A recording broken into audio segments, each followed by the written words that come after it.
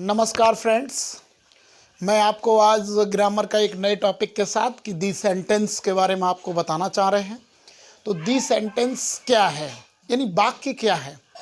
देखिए, जब हम ग्रामर पढ़ते हैं तो ग्रामर का मेन उद्देश्य ये होता है कि जब हम वर्ड सिलेक्शन यानी हम शब्दों को सही लिखना पढ़ना ही हमारा जो है ग्रामर होता है। उसी ग्रामर में एक जो टॉपिक है दी सेंटेंस, मैं उसको आज लेकर आया हूँ। तो देखिए, उसमें सबसे पहले क्या है कि दी सेंटेंस यानी वाक्य क्या है। सबसे पहले जो वाक्य की जो कॉन्सेप्ट है वो इस प्रकार से है कि सबसे पहले किसी भी भाषा में सबसे पहले अक्षर आते हैं, यानी लेटर्स आते हैं। तो अक्षर से जो है आपका फिर शब्द बनता है, शब्द से उसके बाद वाक्य बनता है। यानी अक्षरों का एक समूह जो मिलकर के शब्द बनाते हैं और शब्द का एक ऐसा समूह जो मिलकर के वाक्य बनाते हैं। कुल मिलाके मेरे कहने का मतलब ये है कि भाषा की जो सबसे छोटी यूनिट है जहाँ से वो स्टार्ट होती है वो अक्षर से होती है। अक्षर के बाद वो शब्द बनते हैं, शब्द के बाद वाक्य बनते हैं। यानी वाक्य को ही इंग्लिश में हम सेंटेंस कहते हैं। उन्हीं जो आप अब समझ गए होंगे कि अक्षर से शब्द बना, शब्द से वाक्य बना। यदि कोई आपसे पूछता है कि व्हाट इज सेंटेंस, तो इसकी जो डेफिनेशन है, ए ग्रुप ऑफ वर्ड्स यानी शब्दों का एक ऐसा समूह which makes a complete sense is called sentence. यानी शब्दों का एक ऐसा समूह जो मिलकर के एक पूर्ण भाव बनाता है, वाक्य कहलाता है। तो वाक्य की ये डेफिनेशन हुई। तो देखिए, अगर आप नहीं समझ पा रहे तो उसका कॉन्सेप्ट समझने का प्रयास करिए। अक्षर से क्या बना शब्द, शब्द से क्या बना वाक्य। अब देखिए, सबसे पहले दी सेंटेंस, वाक्य के जो हैं 5 प्रकार होते हैं। There are 5 parts of sentence. उसमें सबसे फर्स्ट जो टॉपिक है असर्टिव सेंटेंस है। ठीक है, जैसे कि अभी आप अगर थोड़ी देर के लिए वाक्य को ही अगर देखें तो देखिए, इसमें एक रा अक्षर लेना हो, जो हिंदी का एक र, और उसके बाद हिंदी का एक लेटर है रा, और अगर हम शब्द में कन्वर्ट करें रा, और रा का डंडा है, उसमें माँ है, यानी राम बोलते हैं इसको, यानी राम पढ़ते हैं। अगर हम सेंटेंस में लेके चलें तो राम घर जाता है, इसमें इसमें जो है राम एक शब्द है, घर एक शब्द है, जाता है एक शब्द है। तो ये सेंटेंस बन गया। हम कोई बात करते हैं तो वो सेंटेंस के माध्यम से ही करते हैं। तो देखिए, दी सेंटेंस जो आपके वाक्य हैं वो कितने प्रकार के होते हैं, जो हमने पहले ही बताया। There are 5 parts of sentence. उसमें जो फर्स्ट पार्ट है वो असर्टिव सेंटेंस है, यानी सेंटेंस के माध्यम से ही हम बात कर पाते हैं। चूंकि हम ये पहले भी बता चुके और फिर बता रहे हैं कि सेंटेंस के माध्यम से हम अपने जो एटमॉस्फेयर में जितनी भी बातें करते हैं वो सेंटेंस के माध्यम से ही करते हैं। सबसे पहले आपका असर्टिव सेंटेंस आ रहा है। तो असर्टिव सेंटेंस में बेवाक्य आते हैं जो दूसरे की बात प्रकट करें या किसी सामान्य बात प्रकट करना ही असर्टिव सेंटेंस होता है। जैसे हमने कहा कि रवि कक्षा में बुद्धिमान लड़का है, कक्षा में बुद्धिमान लड़का है। तो हमने जो रवि की जो बात की है, यानी इसमें जो रवि है, रवि की हमने बात की है, रवि कक्षा में बुद्धिमान लड़का है। तो यानी रवि जो है वो रवि की हम बात प्रकट कर रहे हैं। हम रवि से कोई बात तो नहीं कर रहे हैं। जब हम रवि से कोई बात नहीं कर रहे हैं तो इसका मतलब है कि हम रवि की बात रख रहे हैं, यानी किसी की सामान्य बात को प्रकट करना ही असर्टिव है। तो हम सीधी सी बात, अगर स्टूडेंट जो हमें देख रहे हैं उनको लग रहा होगा कि हम एक बात इस असर्टिव सेंटेंस को पहचानने का एक बहुत ही आसान तरीका ये है कि आप ये मान के चलिए कि दूसरे के बात प्रकट करता है। यदि कोई दूसरे की बात प्रकट कर रहा है तो आप समझ लीजिए कि वो असर्टिव सेंटेंस है। उसके बाद आ जाता है, सेकंड नंबर आता है इंटरोगेटिव सेंटेंस का। इंटरोगेटिव सेंटेंस में आप जानते हैं कि बेवाक्य जो प्रश्न करें, यानी इंटरोगेटिव सेंटेंस, जो इंटरोगेटिव सेंटेंस होते हैं वो interrogative is a sentence that express A question is called interrogative sentence. जिसमें आप देखते हैं कोई प्रश्न करें, यानी प्रश्नवाचक का नाम ही ऐसा है, प्रश्नवाचक, यानी इंटरोगेटिव सेंटेंस, यानी जिसको हम प्रश्नवाचक कहते हैं। तो प्रश्नवाचक का मतलब ही यही होता है कि जो है जो वाक्य प्रश्न करें, जैसे हम यहाँ लिख दें कि क्या राम बुद्धिमान, या क्या राम घर जाता है, क्या राम घर जाता है। अब आप एक बात बताइए, इसमें क्या आ रहा है और क्या राम घर जाता है। तो ये एक तरीके के राम से प्रश्न किया जा रहा है या किसी से पूछा जा रहा है कि क्या राम घर जाता है। तो आप जिस आदमी से ये पूछा जाएगा या जिस व्यक्ति से ऐसा क्वेश्चन किया जाएगा तो वो कहेगा अगर जा रहा होगा तो यस करेगा, नहीं जा रहा होगा तो नो करेगा। कुल मिला के क्या राम घर जाता है ये प्रश्न प्रकट कर रहा है। तो ऐसा इसमें क्या है जो कि प्रश्न प्रकट कर रहा है? तो जो, क्या, कब, कैसे, कौन, कहाँ, कितना, कितनी, ये क्वेश्चन वर्ड होते हैं। जब जिस भी सेंटेंस में आते हैं तो ये हमेशा प्रश्न प्रकट करने लगते हैं। इस बात को हमको समझना पड़ेगा। तो प्रश्न कहने का मतलब स्वीकारात्मक वाक्य जो है वो किस तरीके के होते हैं? जो दूसरे की बात प्रकट करते हैं, सामान्य बात रखते हैं। उसके बाद इंटरोगेटिव कैसे होते हैं? जो प्रश्न प्रकट करते हैं। अब जो थर्ड नंबर पे आ जाता है उसको हम इम्परेटिव सेंटेंस कहते हैं। वैसे इम्परेटिव सेंटेंस की डेफिनेशन ये है कि imperative is a sentence that express order, suggest और आपका जो request is called imperative sentence. यानी इसमें आदेश, सलाह, प्रार्थना, निवेदन आदि प्रकट हो, आप समझ लीजिए आदेशात्मक वाक्य है। तो इसमें सीधी सी बात है, आदेश नजर आएगा। तो इसमें जैसे हम कहें दरवाजा खोलो, दरवाजा खोलो, दरवाजा खोलो, तो आप इसमें एक बात देखिए, दरवाजा खोलो। तो इसमें दरवाजा खोलो में एक बात कॉमन है कि अगर दोनों सेंटेंसों का हम कंपेयर करना स्टार्ट करें, असर्टिव सेंटेंस में दूसरे की बात कर रहे हैं। जैसे है मकान किराए के लिए खाली है, तो मकान से हम बोल तो नहीं रहे हैं, मकान की बात ही तो प्रकट कर रहे हैं। तो ये क्या है? असर्टिव, किसी दूसरे की बात रखना है या प्रकट करना है, ये असर्टिव है।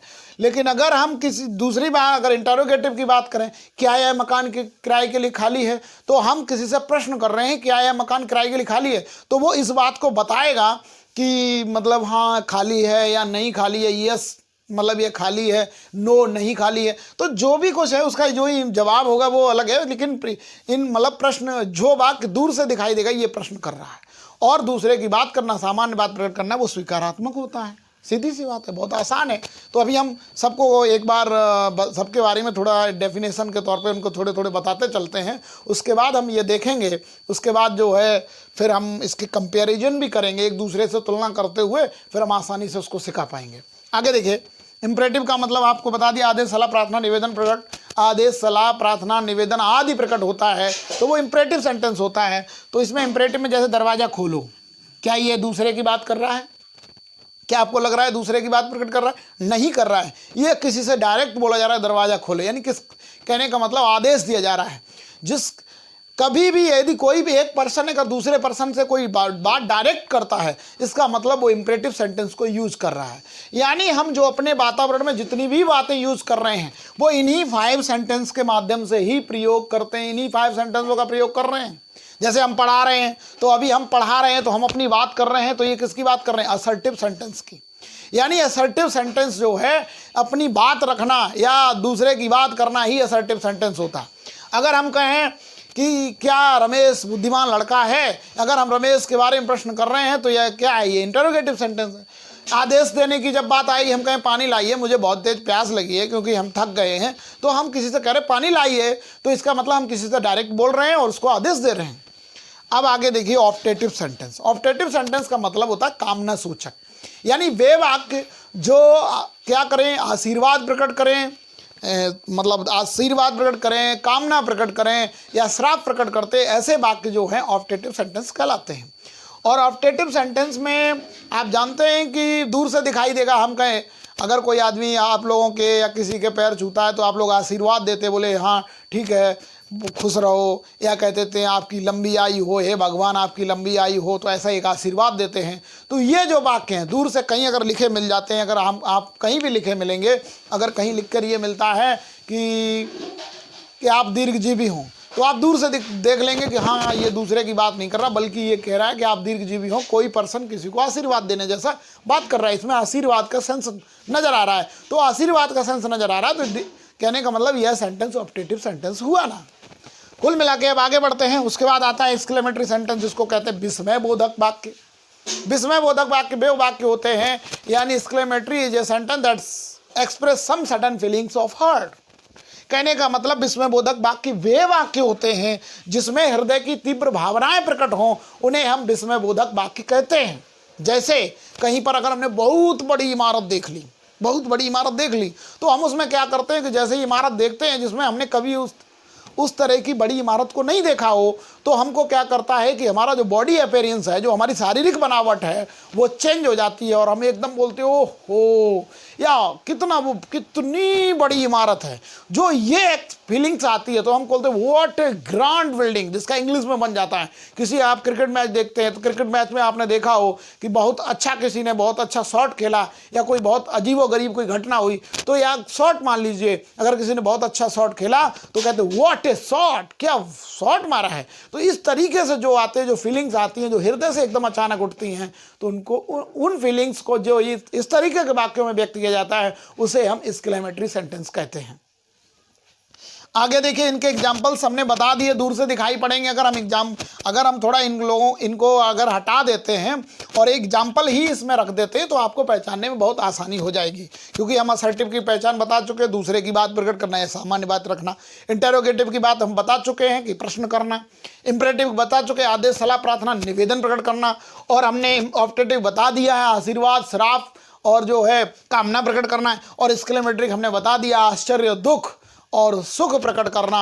तो जो हृदय से तीव्र भावना प्रकट करता है वो एक्सक्लेमेटरी सेंटेंस है। हम अभी 5 सेंटेंस रख रहे हैं, उस मतलब क्योंकि 5 पार्ट हैं तो 5 ही जो है हम सेंटेंस रखेंगे। आप आराम से पहचान सकते हैं कि भाई क्या क्या उसके अंदर वेराइटी है, वो चीज़ें आप समझ सकते हैं। देखिए, एक बात और मैं नोटिस कराना चाहूँगा, असर्टिव में फुल स्टॉप आता है, इंपरेटिव के जो वाक्य होते हैं उसमें हमेशा फुल स्टॉप आता है।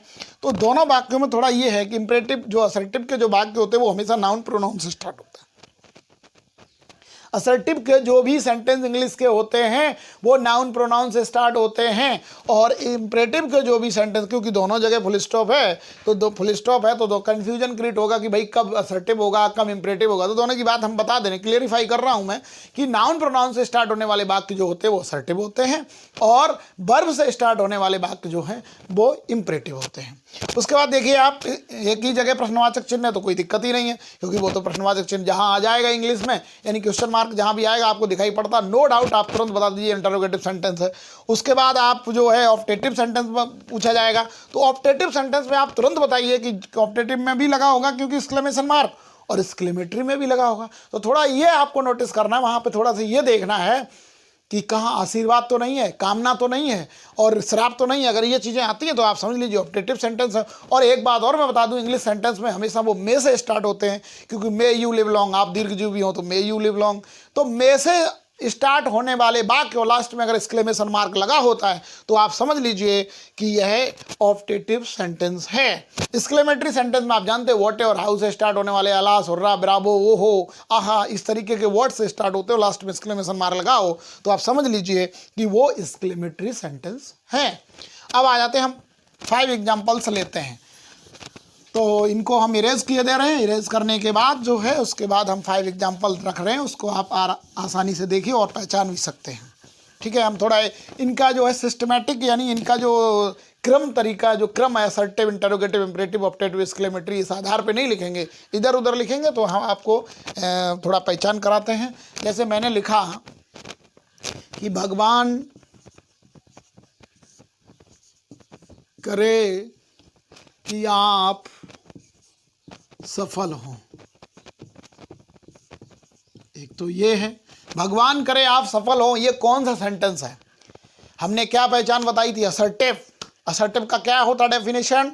दूसरे की बात प्रकट करना, यानी दूसरे की बात प्रकट करना या किस सामान्य बात प्रकट करना। भगवान करे आप सफल हों, तो इसमें किसकी बात? हमने कहा किसी की अगर कामना की बात की जाए, जैसे हम कहीं जाते हैं तो कामना की बात की जाए, वो कौन सा सेंटेंस होता है? और किसी दूसरे की बात रखना ही, केवल हम किसी से कहे नहीं भगवान करे आप सफल हो, तो हम किसी से बोल रहे हैं, इसका मतलब ये इंपरेटिव और ऑप्टेटिव में से है, क्योंकि इंपरेटिव और ऑप्टेटिव में ही किसी दूसरे की बात जो है किसी से हम डायरेक्ट बोलने लगते हैं, और तो किसी में करते नहीं है। तो भगवान करे आप सफल हों, तो इसमें क्या संबोधन चिन्ह आ रहा है? संबोधन चिन्ह आता है तो ये किस में आ गया है? आप जानिए, जब जब जो है एक्सक्लेमेशन मार्क आता है तो आप समझ लीजिए ऑप्टेटिव और एक्सक्लेमेटरी के अंतर्गत ही है। तो आप समझ लीजिए, अब इसमें क्या है कि कामना प्रकट की जा रही, तो ये कौन सा सेंटेंस हुआ? Optative sentence. अब हम ये कहें कि मेरा भाई इस कक्षा में पड़ता है। तो हम अपने भाई की बात कर रहे हैं, यानी हम अपने भाई से बात नहीं कर रहे बल्कि उसकी बात रख रहे हैं। तो ये कौन सा हुआ? असर्टिव, यानी किसी की बात रखना ही असर्टिव सेंटेंस में आता है। उसके बाद क्या रवि बीमार है? तो ये बताइए क्या है, क्योंकि ये इंटरोगेशन मार्क लगा हुआ है, तो इसका मतलब ये क्या हुआ? इंटरोगेटिव सेंटेंस, सीधी सी बात है। तो कहने का मतलब सेंटेंस का जो चैप्टर है वो बहुत ही आसान है। ये हो गया आपका ऑप्टेटिव, ये आपका हो गया असर्टिव, और ये हो गया इंटरोगेटिव। अब केवल आपको इम्परेटिव के लिए क्या है, सीधी सी बात है। जैसे अब थोड़ा सा अंतर देखो, जैसे बाहर जाओ, बाहर जाओ, तो अब बताइए बाहर जाओ, तो बाहर जाओ क्या है? ये बाहर जाओ किसी से सीधा बोला जा रहा, बाहर जाओ। किसी से डायरेक्ट अगर बोला जाता है तो आप समझ लीजिए इंपरेटिव और ऑप्टेटिव हो सकते हैं। और इंपरेटिव और इंपरेटिव ऑप्टेटिव में इतना डिफरेंस है कि इंपरेटिव हमेशा आदेश, सलाह, प्रार्थना, निवेदन लाता है, यानी आदेश दे सकता है, किसी से प्रार्थना कर सकते हैं, सलाह दे सकते हैं। कहने का मतलब ये है। और ऑप्टेटिव में जो आता है उसके बाकी जो आते हैं उसमें जो है हमेशा आशीर्वाद, कामना उसे बोलते हैं जो भगवान से हम प्रार्थना करते हैं, हे प्रभु कि ये हो जाए, जिस तरीके से कामना की जाती है, वो सेंटेंस किस में आते हैं? ऑप्टेटिव में। अब आ जाते हैं कि जो आपने इंपरेटिव भी समझ लिया है, बाहर जाओ, सड़क पर मत चलो, किसी से मना कर रहे हैं भाई, उसको आदेश दे रहे हैं कि सड़क पर मत चलो, या इधर बैठिए, उधर जाइए, तो इस तरीके के सेंटेंस इंपरेटिव होते हैं। तो उसके बाद इनको जब आसानी से हम थोड़ा अलग अलग करके सोचेंगे, इसके बारे में डीपली तरीके से सोचेंगे तो आसानी से समझ में आ जाता है। आगे देखिए, अब आ जाता है जो आपका सेंटेंस बचा हुआ है, केवल आप एक्सक्लेमेटरी है, जैसे कितनी सुंदर इमारत है, कितनी सुंदर इमारत है। तो इसका मतलब क्या है? कितनी सुंदर इमारत है, तो एक तरीके का आश्चर्य प्रकट हो रहा है। आश्चर्य प्रकट होना किस में आ जाता है? एक्सक्लेमेटरी सेंटेंस में। और क्योंकि इसमें एक्सक्लेमेटरी सेंटेंस में जो है एक्सक्लेमेशन मार्क भी लगा होता है, तो इस तरीके से जो है हम एक्सक्लेमेटरी सेंटेंस में जब हम एक्सक्लेमेशन मार्क देंगे, और एक्सक्लेमेशन मार्क दो ही सेंटेंसों में लगा होता है, ऑप्टेटिव और एक्सक्लेमेटरी में। तो ऑप्टेटिव के जो वाक्य होते हैं उसमें आशीर्वाद आता है, श्राप आता है, और जो है इसमें जो कहने का मतलब एक्सक्लेमेटरी में जो एक्सक्लेमेशन मार्क होता है उसमें आश्चर्य आता है, दुख आता है, सुख आता है। अगर ऐसी some sudden feelings of heart, यानी हृदय से उठने वाली तीव्र भावनाएं आती हैं, तो इस तरीके से ये एक्सक्लेमेटरी सेंटेंस है। तो बोर्ड पर जो है जो 5 पार्ट्स जो होते हैं सेंटेंस के, 5 प्रकार के सेंटेंस का एग्जाम्पल लिखा हुआ है। सबका अपना अपना एक जो हमने डेफिनेशन बताई उस हिसाब से आपको हमने डिफाइन भी करके बताया। यानी किसी दूसरे की बात रखना या अपनी बात रखना असर्टिव होता है। जैसे मेरा भाई इस कक्षा में पढ़ता है तो मैंने अपने भाई के बारे में बात रखी, तो ये क्या हो गया? असर्टिव। असर्टिव में किसी बात रखना होता है। और इंटरोगेटिव प्रश्न है, जैसे क्या रवि बीमार है, तो इंटरोगेटिव मीन्स प्रश्नवाचक, तो प्रश्न होता है। बाहर जाओ तो इसका मतलब आशीर्वाद, अब बाहर जाओ तो आदेश दिया जा रहा है, इसका मतलब इंपरेटिव है। कितनी सुंदर इमारत है, तो इसमें जो है आपने देखा कितनी सुंदर इमारत है, इसमें आश्चर्य हो रहा है, तो इसका मतलब एक्सक्लेमेटरी है। और भगवान करे आप सफल हों, तो कहने का मतलब हम किसी को आशीर्वाद दे रहे हैं, तो it is a optative sentence. तो आज का वीडियो में इतना ही।